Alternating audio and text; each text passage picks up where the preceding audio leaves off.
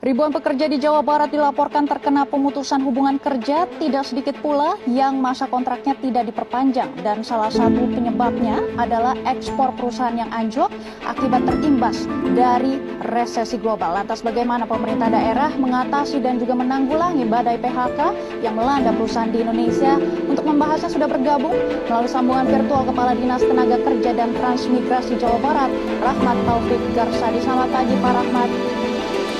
Selamat pagi. Ya Pak Rahmat, ada berapa jumlah yang dihimpun oleh Disnaker Transjabar terkait PHK yang dilakukan di wilayah Jawa Barat saat ini? Yang masuk daftar kita yang di Dinas Tenaga Kerja dan Transmigrasi di Kabupaten Kota maupun di provinsi, kita sudah masuk ke 103.600 yang PHK itu. Baik Pak. Kemudian, ya. Ya silakan Pak, dilanjutkan. Yang sudah kita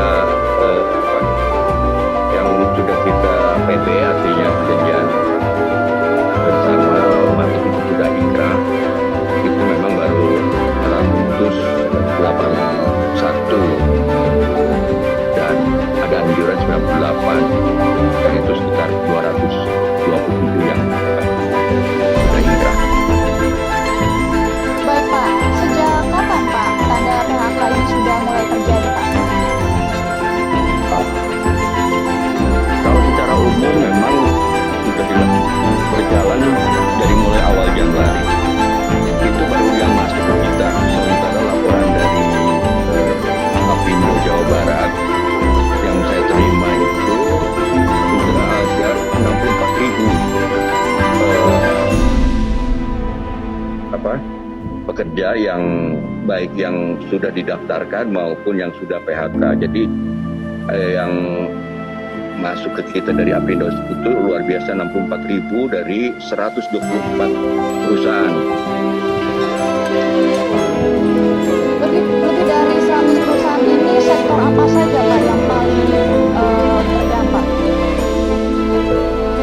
Memang hampir seluruhnya berasal dari perusahaan-perusahaan padat karya, antara lain dari garment, alas sepatu ya, alas kaki, dan produk tekstil lainnya, tapi yang paling banyak dari garment dan alas kaki.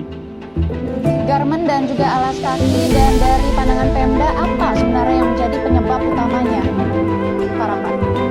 Nah, memang manufaktur di Jawa Barat itu orientasinya hampir sebagian besar adalah ekspor untuk ke Eropa dan Amerika.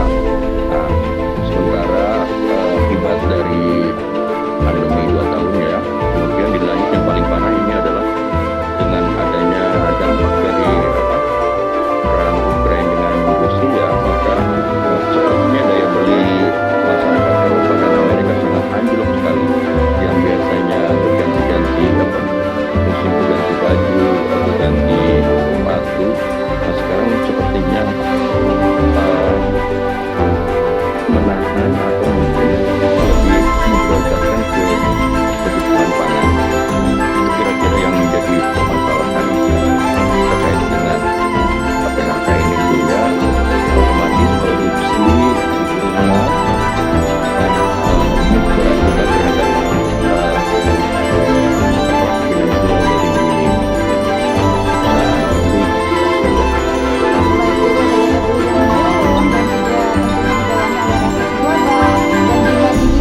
suplainya juga turun, dan tapi kami juga mendapatkan informasi ada beberapa pabrik yang saat ini juga pindah lokasi ke Vietnam Pak. Apakah itu juga menjadi dampak PHK di Indonesia yang terjadi saat ini Pak? Kalau ke Vietnam saya belum dapat laporan, karena memang yang kita dapat laporan hanya ada tutup gitu ya, dapat pesan tutup. Apakah itu memang pilot ataupun tidak buka kembali gitu.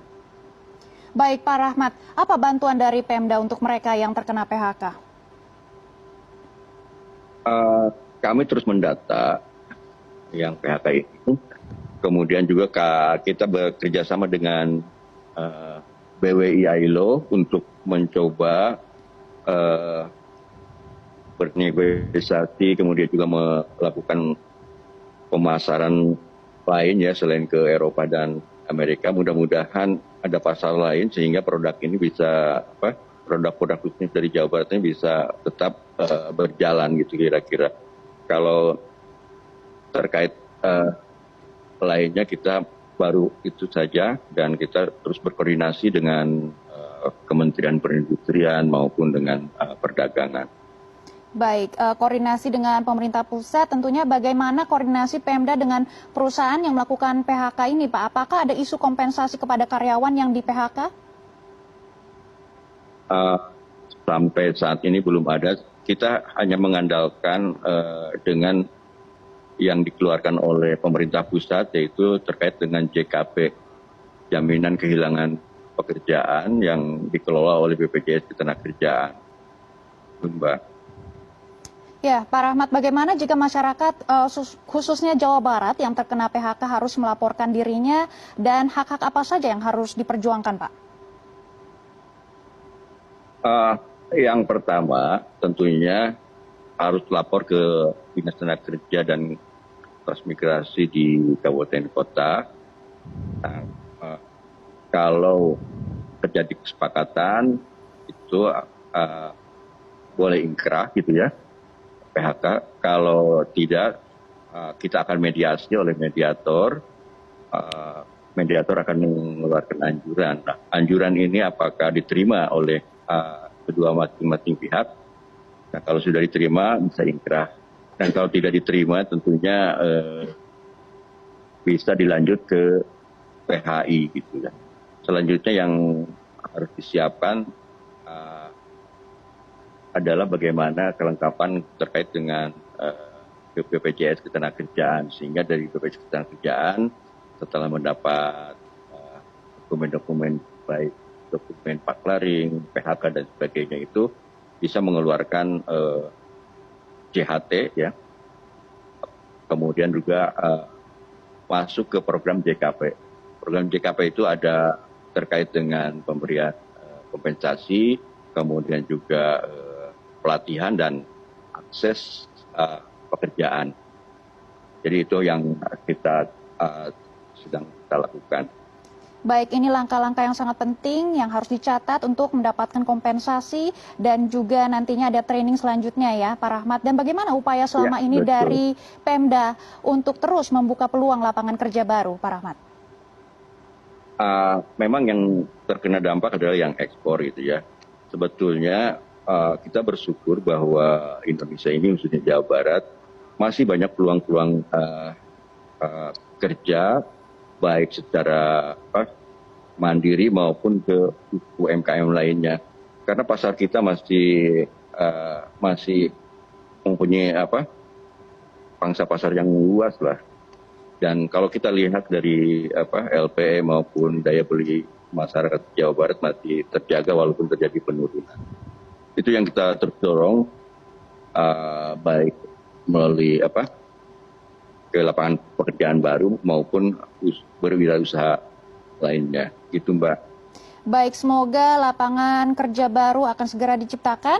Dan juga terima kasih Kepala Dinas Tenaga Kerja dan Transmigrasi Jawa Barat, Rahmat Taufik Garsadi, sudah bergabung bersama kami pada pagi hari ini. Iya, terima kasih kembali. Salam sehat selalu. Salam sehat, Pak.